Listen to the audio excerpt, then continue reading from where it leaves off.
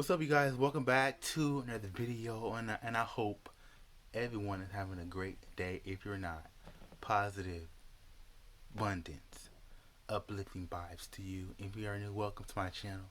My name is Jai, and thank you for tuning in. And we are reacting another video to Llama Art's The Roommate.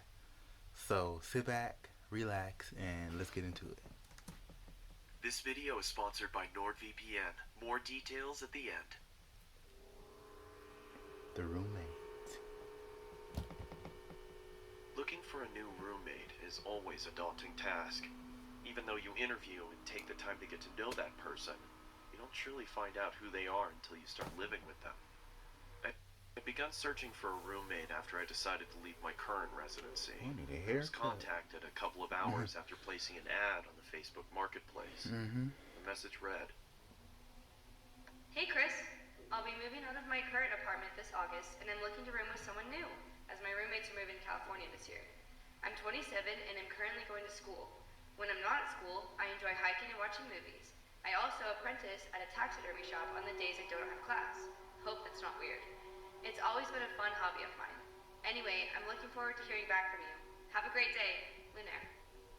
My first and most obvious reaction after reading the message was to check her profile. She was a medium height, had long, messy blonde hair and green eyes. In her profile picture, I saw her standing with a man and a woman shoulder to shoulder.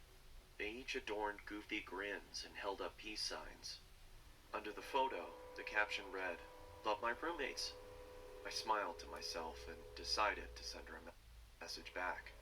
Who was that? The sun beat down on us as we hoisted various objects to the second floor of our new apartment. It took us a couple days to get everything out of the moving trucks and into our new place, but as soon as we did, a wave of relief washed over our sweat-drenched and sore bodies.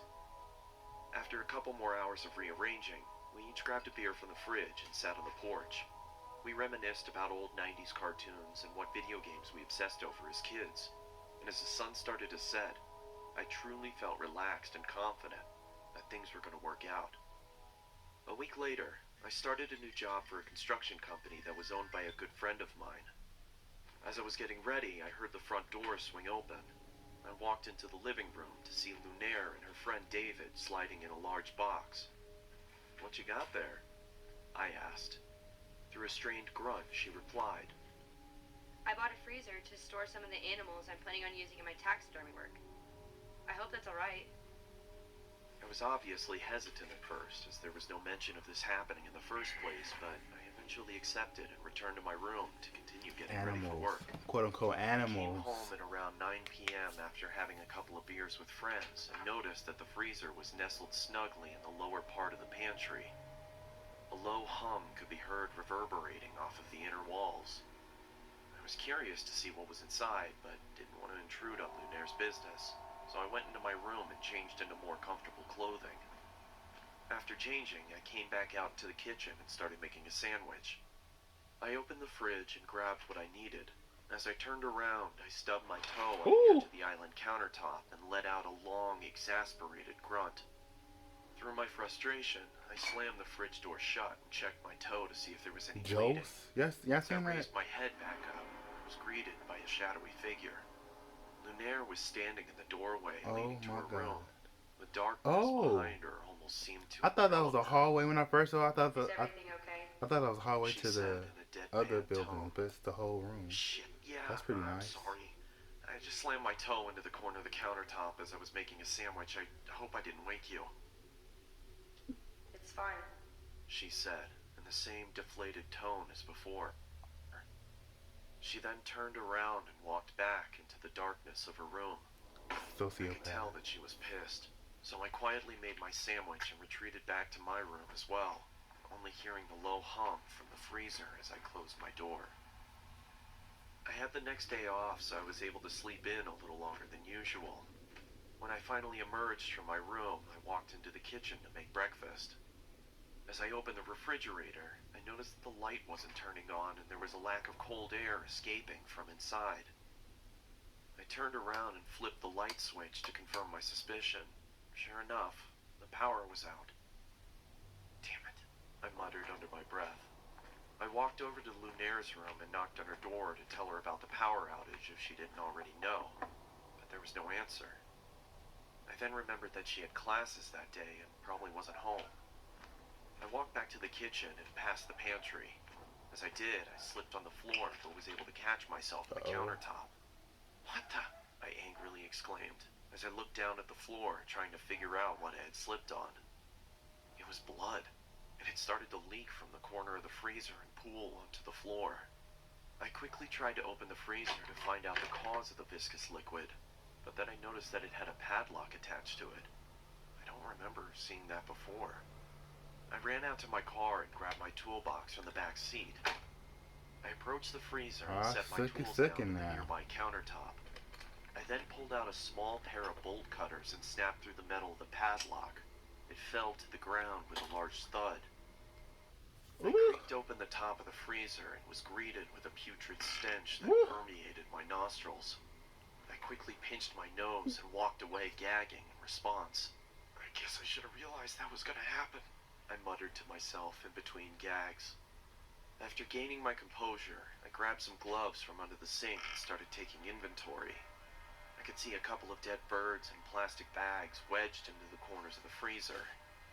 I took each bag out and set them in the trash can nearby. That's when I noticed that the blood was coming from the corner of the larger black bag. Why would you I don't know why.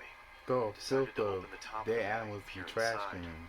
I was greeted by large, milky white eyes, a swollen black tongue surrounded by cracked and bloated lips, and the matted hair of a human head. That's her I roommate. swiftly dropped the bag and fell backwards onto the floor. My breathing had ceased to exist, and I grabbed the trash can next to me and expelled my disgust into it. I then ran out the door, got into my car, and called the police. As I sat in the interrogation room with a blanket over my shoulders, I couldn't help but think about the face I'd seen. It looked so familiar. That's when it finally hit me. I pulled out my phone and looked at Lunaire's profile picture. It was her old roommate, the one she said was moving to California. When the detective entered the room, she started the questioning process, asking me if I started noticing any weird behavioral occurrences around the apartment. Yeah, I stubbed my toe the other day and she creepily stood in the doorway. It seemed like she was pissed, but for some reason I had a strange feeling like she was concerned about something. That's when I connected the dots. She didn't come out into the kitchen because she heard me stub my toe. She came out into the kitchen because she thought I slammed the freezer instead of the fridge. A cold sweat started to form on my forehead as my surroundings became blurred. I could hear a low whine slowly starting to cover up the words of concern from the detective. As my vision started to clear, I could see another officer enter the room and whisper something into her ear as he handed her a piece of paper. "Do you have somewhere you could stay at?" she asked. What's tea? I mean, I was planning on staying with my parents. They live about 30 minutes outside of town. Okay, she paused. Listen, I don't want to worry you, but we found this picture inside of your apartment. She slid the piece of paper across the table, and I immediately felt like someone kicked me in the chest. The head of Lunaire's other roommate sat on the chair. In the background, scrawled on the wall in blood, read, Wow. "Love my roommates. All of them." Wow. My God. My God. That was... Does this ever happen to you? You find out about an awesome show, guaranteed. That was So try Nord... something. That ain't got me there. That ain't got me. Yeah. Sounds to me she was like one of those sociopath. You meet someone, they all nice, then you don't know the backstory or their real personality that comes out. Yeah, you gotta watch out. You gotta watch out. Do a background check. Do something before you roommate with somebody you even know. You don't even know. Like that room with the roommate. She was so obsessive with the other roommate. Yada yada yada. It was just bad. So thank you guys for tuning in. Tell me guys what you think about this video. And for this channel, I might just do reactions. I'm not sure. I'm still thinking about it. I'm still thinking about doing a separate gaming channel or just leave it how it is. I don't know. So thank you guys for tuning in once again, and tell me what you think about this video. And until next time, it's your life. Do what you want and do it positively. Peace.